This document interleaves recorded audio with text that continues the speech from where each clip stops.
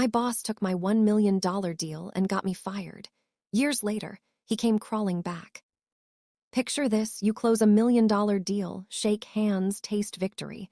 Then your own boss swoops in, steals the credit, pockets the glory, and fires you for it. I walked out of that office with nothing but rage and receipts. Fast forward a few years, and guess who came crawling back, begging for help? Yeah, the same man who stabbed me. And that's where this story gets delicious. Hey, story lover. Welcome to the Narrative Hub, Reddit Stories. Believe me, this adventure gets wild, but it's only epic with you. Seriously, you make this possible. Want more stories? Greater adventure? Smash subscribe right now. Smash like. Comment below. Let's go. The ink was barely dry. That's the part that haunts me.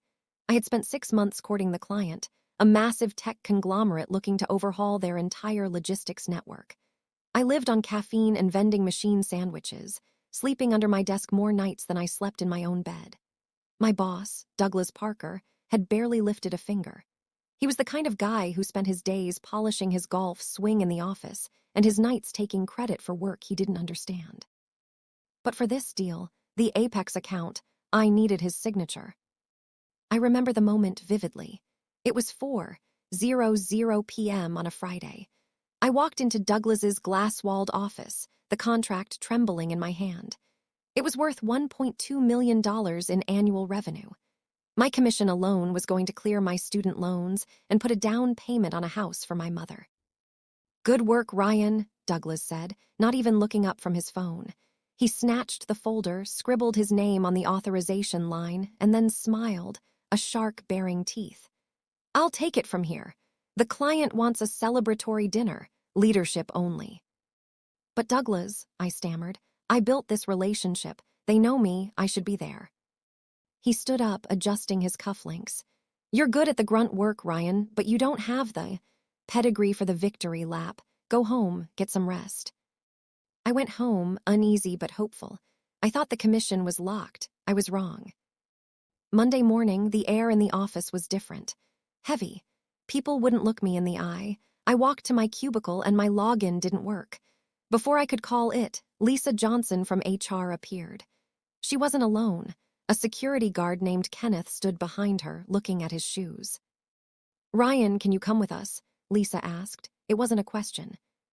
They marched me into a small, windowless conference room. Douglas wasn't there. Coward. "Effective immediately, your employment is terminated," Lisa said, sliding a paper across the table. "For what?" I demanded, my voice rising. "I just closed the Apex account." "Actually," Lisa said, her voice devoid of emotion, "Mr. Parker closed the Apex account. The documentation shows his lead on the project for the last 3 months. You are being let go for gross incompetence and attempting to claim credit for senior management's work. It's a violation of our integrity policy." I felt the blood drain from my face. It wasn't just a firing, it was an execution. Douglas had rewritten the project logs. He stole the deal, the commission, and he was scrubbing me from the narrative so I couldn't dispute it. "You have 5 minutes to collect your personal effects," Kenneth the guard mumbled. As I walked out with my cardboard box, I looked up at the glass office on the second floor. Douglas Parker was standing there, holding a glass of champagne, watching me leave. He gave a small, mocking wave. I didn't wave back, but as I walked to my beat-up sedan, I remembered something Douglas didn't know. I had a private server backup of every email, every timestamp, and every voice memo from the client proving I did the work. I had the receipts. I didn't use them then. I was too small, too broke to sue a corporate giant. So I buried them. I decided to let them rot just like my career. Or so he thought. The next 2 years were hell. Douglas had blacklisted me. Every time I interviewed, the integrity violation came up. I went from closing million-dollar deals to waiting tables at a diner just to keep the lights on. I lost my apartment. I moved into a studio that smelled like mildew. But in the dark, you learn to see clearly. I stopped trying to get hired.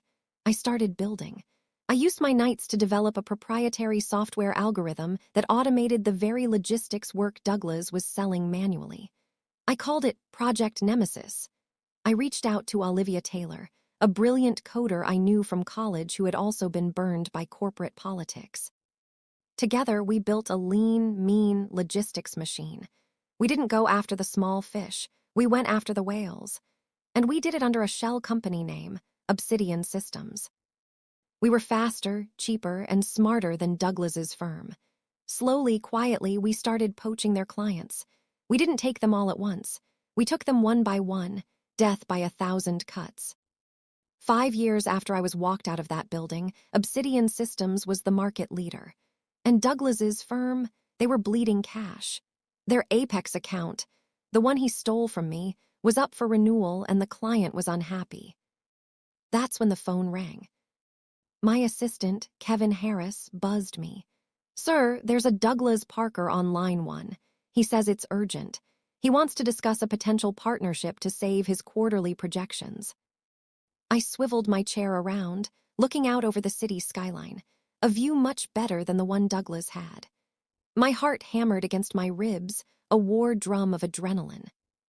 "Schedule him for tomorrow," I said, keeping my voice steady. 10:00 a.m. Tell him the CEO is interested. "Should I give him your name?" Kevin asked. "No," I smiled, a cold, razor-thin smile. "Tell him he's meeting with the founder. Leave it at that." The next morning, I had the conference room prepped. I asked the staff to leave the blinds open so the sun would be blinding for whoever sat in the guest chair. I sat at the head of the long mahogany table, my back to the door, pretending to read a file. I heard the door open. I heard the heavy, desperate footsteps of a man who knows he's on the edge of a cliff. "Hello," Douglas's voice called out. It sounded thinner than I remembered, weaker. I spun the chair around. The silence that filled the room was heavy enough to crush a man. Douglas Parker froze. He was older, his hair thinning, his suit looking expensive but slightly ill-fitting, as if he'd lost weight from stress. He squinted at me, confusion warring with recognition. Ryan Lewis," he whispered. "Hello, Douglas," I said, gesturing to the seat. "Please, sit." He didn't move. I was told I was meeting the founder of Obsidian. "You are," I said. "I built this company, from the ground up. No senior management to steal credit here." He collapsed into the chair, his face pale. "Ryan, look, what happened back then? It was corporate politics. You know how it is, it wasn't personal." "It felt personal when security escorted me out like a criminal," I said softly. "It felt personal when you blacklisted me and I couldn't buy groceries." Douglas wiped sweat from his forehead. "Look, let's let bygones be bygones. My company. We have infrastructure. You have the tech. If we merge or if you buy us out, we can dominate the sector. I can make you rich." "I'm already rich, Douglas," I leaned forward. "And here is the twist you didn't see coming. You're not here to negotiate a merger." I slid a folder across the table. It wasn't a contract. It was a printout. "What is this?" he asked, his hands shaking as he opened it. "Those are the timestamps," I explained. "From the Apex account, 5 years ago. Along with affidavits from the client stating they never wanted to work with you, only me. And underneath that, that's the audit report I commissioned on your current financials. You aren't just bleeding cash, Douglas. You're embezzling to cover the losses." His eyes went wide. "You can't. How did you?" "I bought your debt, Douglas," I said, dropping the hammer. "Last week. Obsidian Systems now owns the controlling interest in your loans, which means I don't need to buy your company. I already own the building you're standing in. I own your office. I own the chair you sat in while you fired me." "Please," he croaked, the arrogance completely gone, replaced by naked fear. "I have a family, I have a mortgage, don't do this." I stood up and walked to the door. I opened it, revealing 2 security guards standing there. "You fired me for performance issues," I said, my voice cold as ice. "I'm firing you for actual fraud. You have 5 minutes to collect your personal effects. Oh, and Douglas."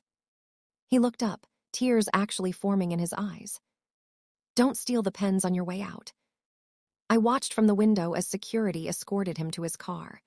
It was the same sedan he drove 5 years ago, now scratched and dented. He looked up at my window, but this time there was no champagne.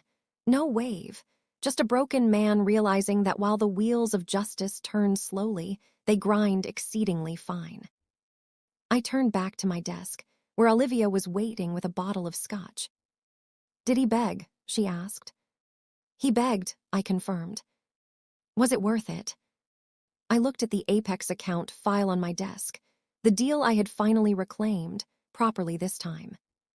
Every single penny.